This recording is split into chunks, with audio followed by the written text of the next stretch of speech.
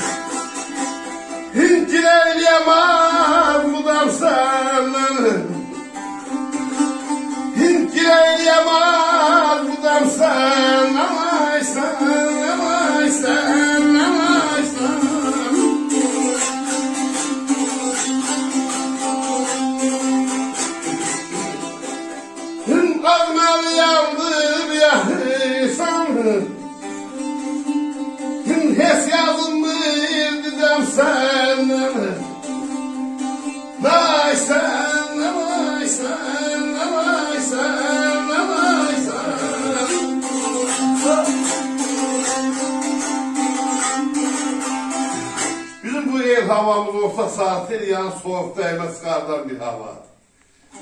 Seçmi Xumar, ne bakırsan dileyliyem bu dem senden. Bunu bizim bu Ermənidanda şair Bəşir var, onun şeiridir. Xanlar deyir ki, 3-4 ay olardı. Şəhdən uzaqlaşmışam, başı deyəm, nəsə başqa mühalda toylar deyəm. Kəndə getməmişəm, 4 aydan sonra Ermənidana yolum düşdü. O qalxanda Ermənidanın o yoxuş var. Qalxır bir qəfə var onun böyründə, 3-4 çilar belə hündür boylu.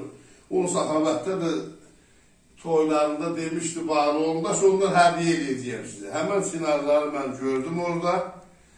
O sinarların yanında şair Bəşiri görür. Deyir, Bəşir nə var, nə yox, balalar yaxşı mı? Deyir, xanlar yoxsan, 3-4 ay gözümə dəymişsən. Deyir, bu müddətdə mən bilirəm ki, bir neçə şeir yazmışsan, ay Bəşir. Deyir, yox, elə şeir yaza bilməmişəm.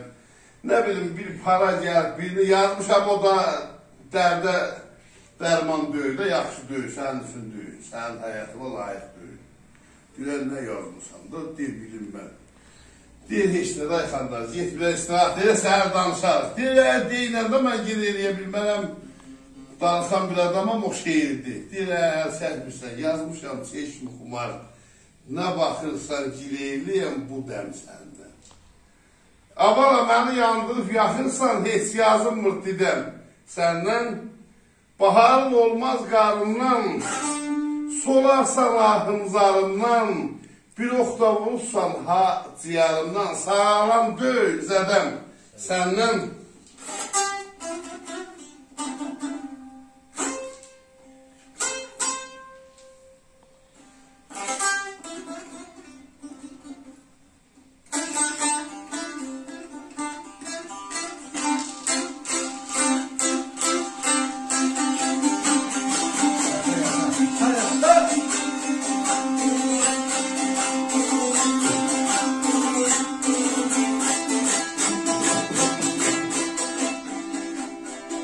Avala dəstini içmədim,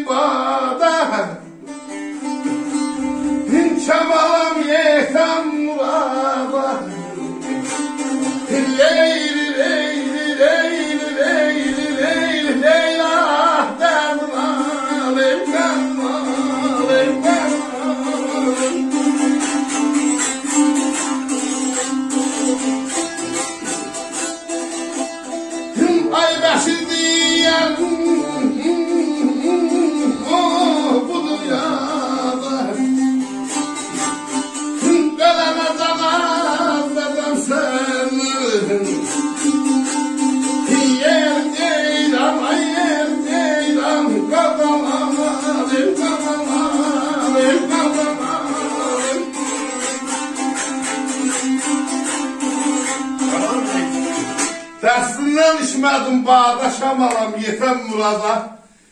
Bəşir deyər bax bu dünyada məclisimizdən uzaq. Öyrənəcəm bədəm, səndən öpürəm. Hoş gəlmişsiniz, sağ olsun, gələcəklər qonağımız sağ olsun. Sayın,